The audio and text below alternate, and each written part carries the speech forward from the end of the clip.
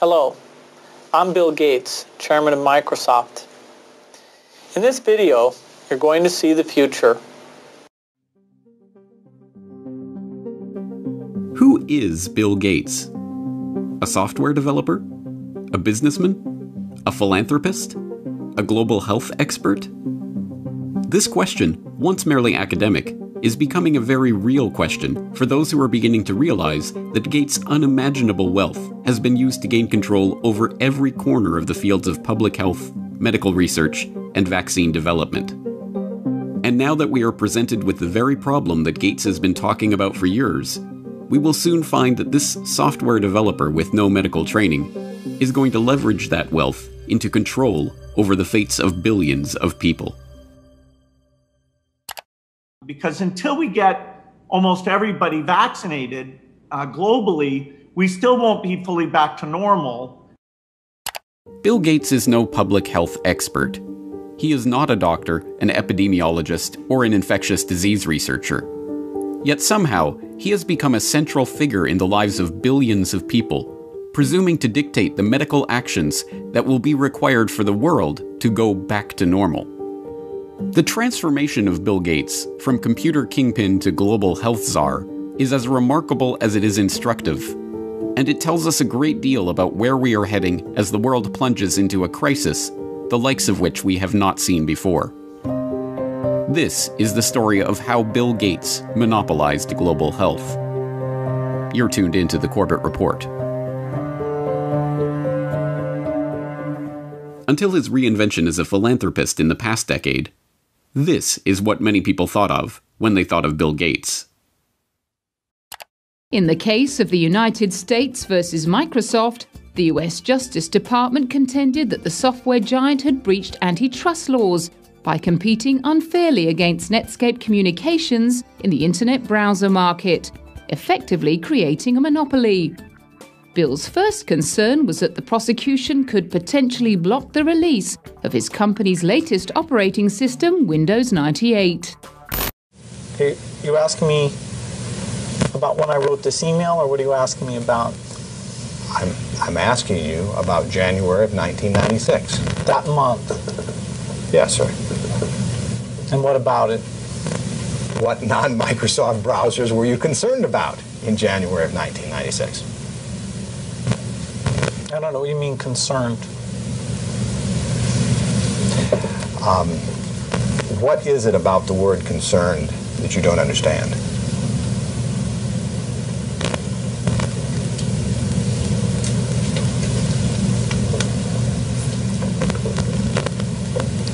I'm not sure what you mean by it.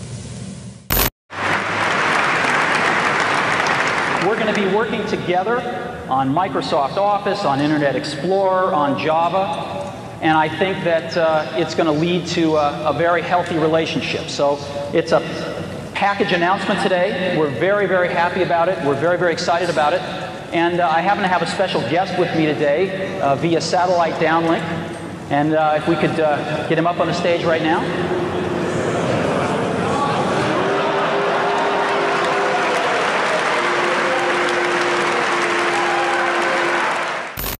Police and security guards in Belgium were caught flat-footed today by a cowardly sneak attack on one of the world's wealthiest men. The target was Microsoft Chairman Bill Gates, arriving for a meeting with community leaders.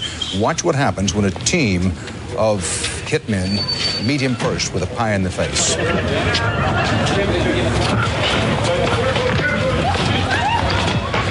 Gates was momentarily and understandably shaken, but he was not injured. The hit squad piled on with two more pies before one of them was wrestled to the ground and arrested. The others, for at least the moment, got away. Gates went inside, wiped his face clean, and made no comment. He then went ahead with his scheduled meeting. No word on the motive for this attack. But once reviled for the massive wealth and the monopolistic power that his virus-laden software afforded him, Gates is now hailed as a visionary who is leveraging that wealth and power for the greater good of humanity. In the 22nd century, a book will be written about the entrepreneur of the 21st century. I'm sure that the person who will foremost come to the mind of those historians is certainly Bill Gates. I don't think it's hyperbole to say that Bill Gates is singularly, I would argue, the most consequential individual of our generation. I mean that. Our next guest is one of the richest and most generous men in the world. Please welcome Bill Gates. At a time when everyone is looking to understand the scope of the pandemic and how to minimize the threat, one of the best informed voices is that of businessman and philanthropist Bill Gates. The process by which this reinvention of Gates's public image took place is not mysterious. It's the same process by which every billionaire has revived their public image since John D. Rockefeller hired Ivy Ledbetter Lee to transform him from the head of the Standard Oil Hydra into the kind old man handing out dimes to strangers. Don't you give a dime, Mr. Rockefeller? Go ahead. Give it a dime. Thank you, sir. Thank you very much. I consider myself... Thank you for the ride. I consider myself more than amply paid. Bless you, bless you, Yes. bless you. More to the point, John D. Rockefeller knew that to gain the adoration of the public, he had to appear to give them what they want: money. He devoted hundreds of millions of dollars of his vast oil monopoly fortune to establishing institutions that, he claimed, were for the public good. The General Education Board, the Rockefeller Institute of Medical Research, the Rockefeller Foundation. Similarly, Bill Gates has spent much of the past 2 decades transforming himself from software magnate into a benefactor of humanity through his own Bill and Melinda Gates Foundation. In fact, Gates has surpassed Rockefeller's legacy with the Bill and Melinda Gates Foundation, long having eclipsed the Rockefeller Foundation as the largest private foundation in the world, with $46.8 billion of assets on its books that it wields in its stated program areas of global health and development, global growth, and global policy advocacy. And, like Rockefeller, Gates's transformation has been helped along by a well-funded public relations campaign. Gone are the theatrical tricks of the PR pioneers. The ubiquitous ice cream cones of Gates' mentor Warren Buffett are the last remaining holdout of the old Rockefeller handing out dimes gimmick. No, Gates has guided his public image into that of a modern-day saint through an even simpler tactic: buying good publicity. The Bill and Melinda Gates Foundation spends tens of millions of dollars per year on media partnerships, sponsoring coverage of its program areas across the board. Gates funds The Guardian's global development website. Gates funds NPR's global health coverage. Gates funds the Our World in Data website that is tracking the latest statistics and research on the coronavirus pandemic. Gates funds BBC coverage of global health and development issues, both through its BBC Media Action Organization and the BBC itself. Gates funds World Health coverage on ABC News.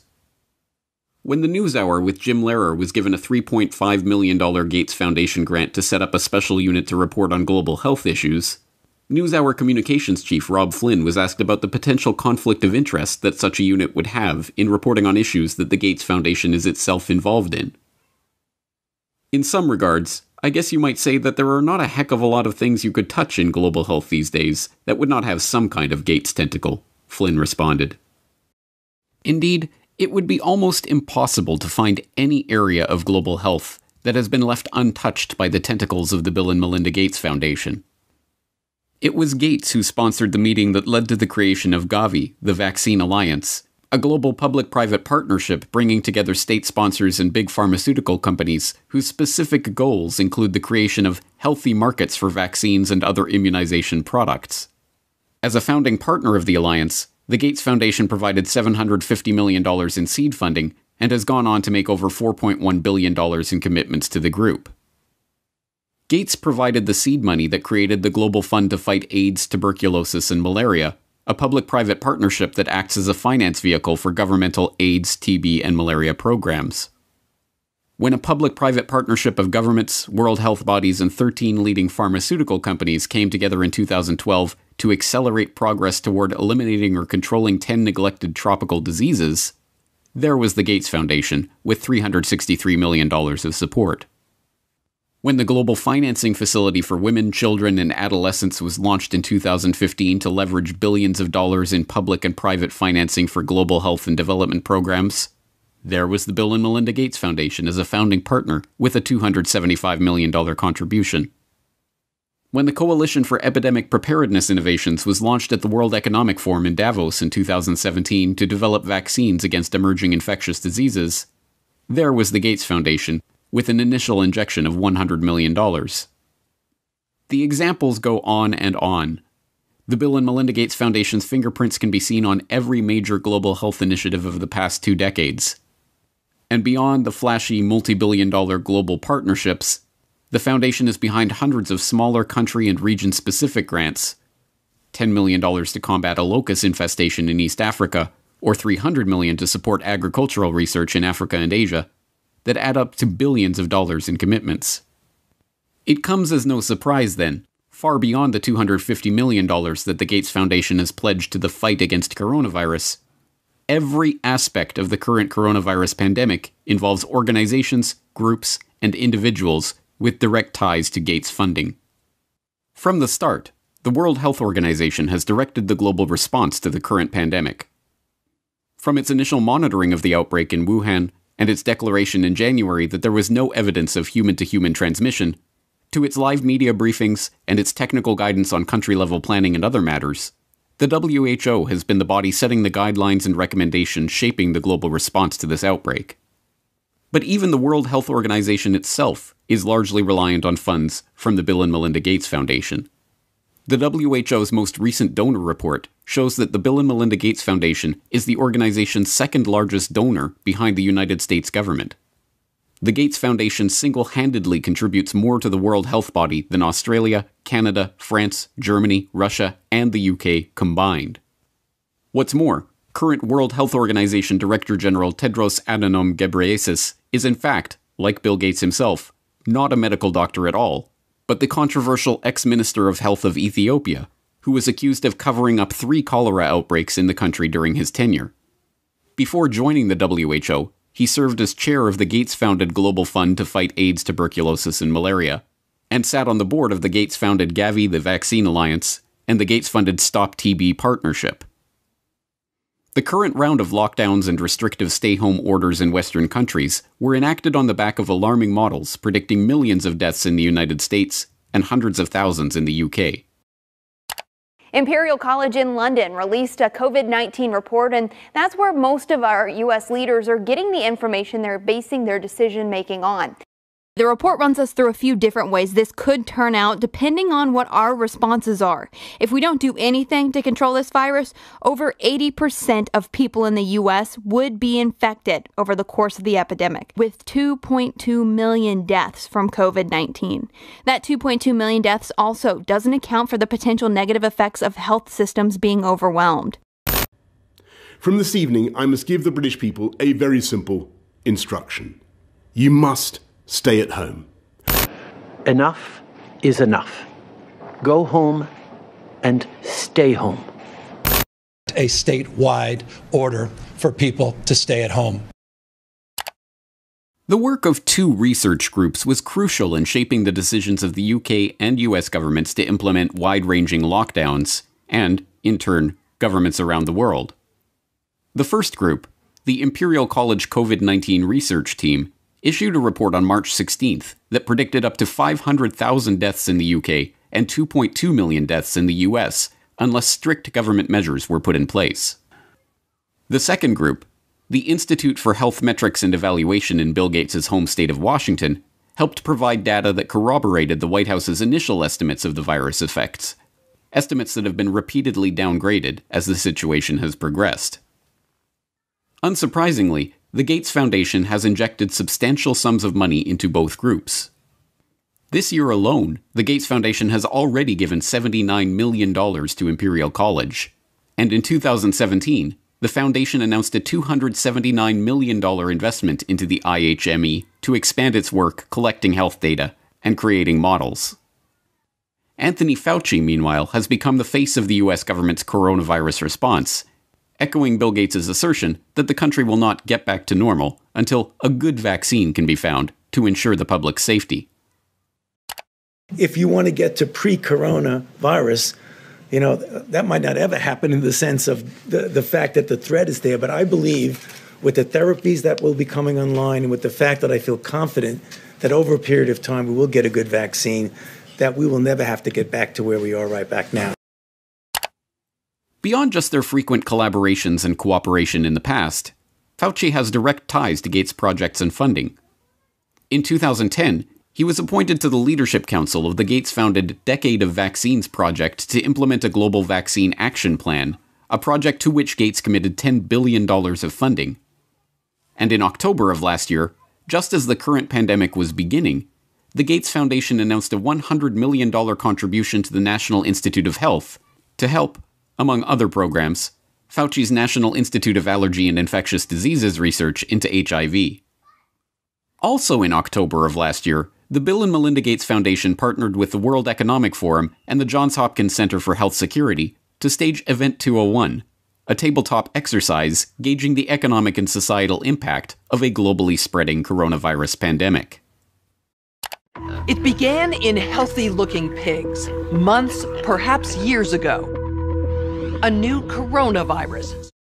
The mission of the Pandemic Emergency Board is to provide recommendations to deal with the major global challenges arising in response to an unfolding pandemic. The board is comprised of highly experienced leaders from business, public health, and civil society. We're at the start of what's looking like it will be a severe pandemic. And there are problems emerging that can only be solved by global business and governments working together.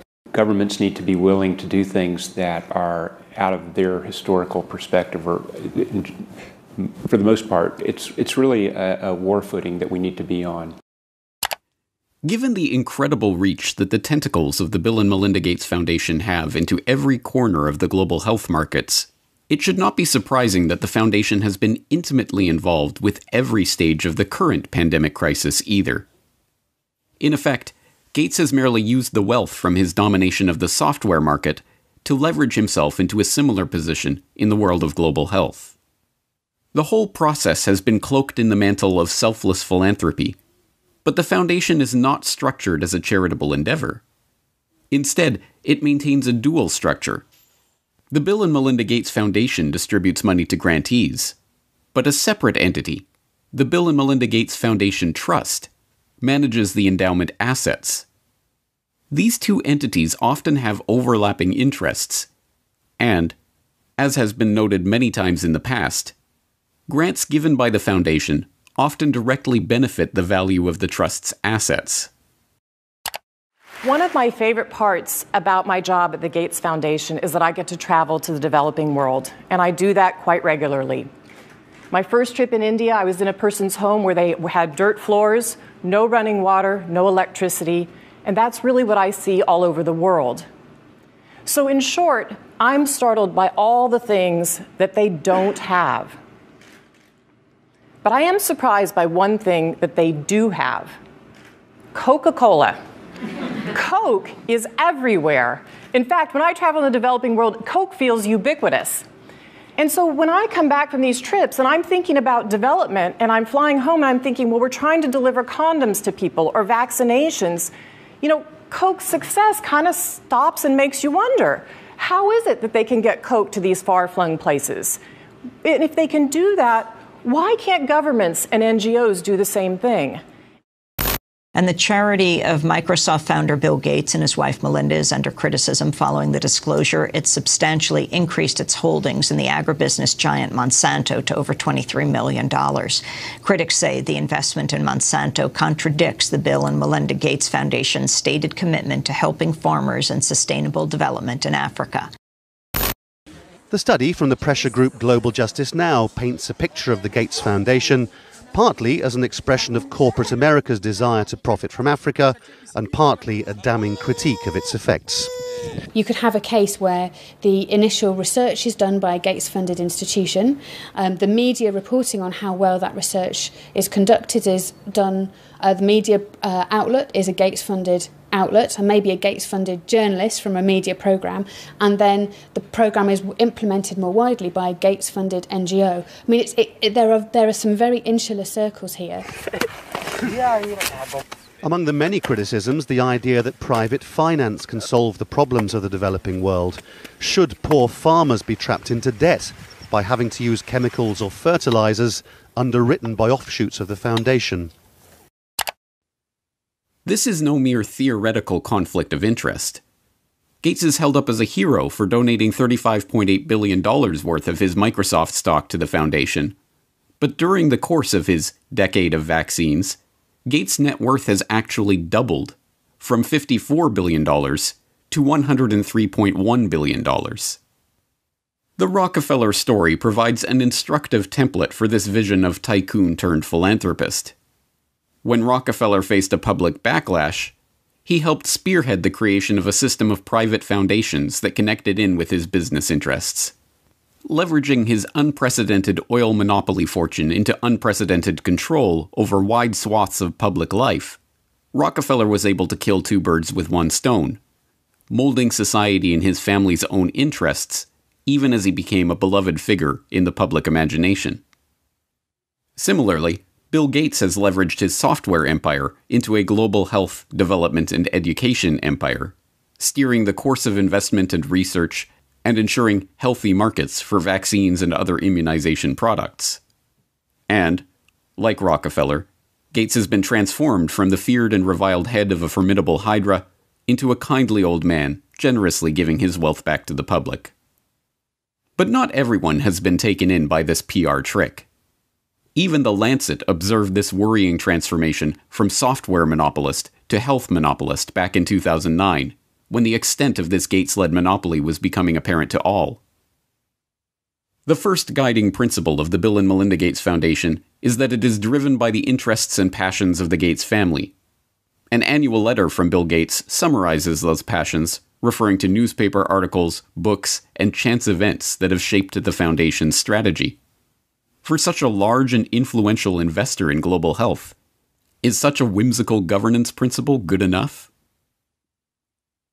This brings us back to the question: who is Bill Gates? What are his driving interests? What motivates his decisions? These are not academic questions. Gates's decisions have controlled the flows of billions of dollars, formed international partnerships pursuing wide-ranging agendas, ensured the creation of healthy markets for big pharma vaccine manufacturers. And now, as we are seeing, his decisions are shaping the entire global response to the coronavirus pandemic.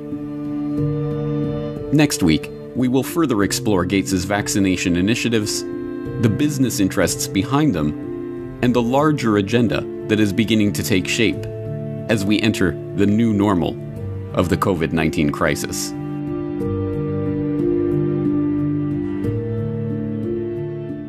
And then the final solution, which is a year to 2 years off, is the vaccine.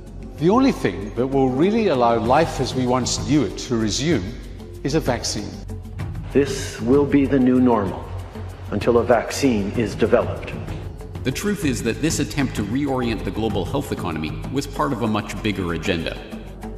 When we started developing coronavirus vaccines, we noticed in laboratory animals that they started to show some of the same immune pathology. Just to head off the conspiracy theorists, maybe we shouldn't call the vaccine the final solution. Maybe just the best solution. Okay? Bill Gates' plan to vaccinate the world.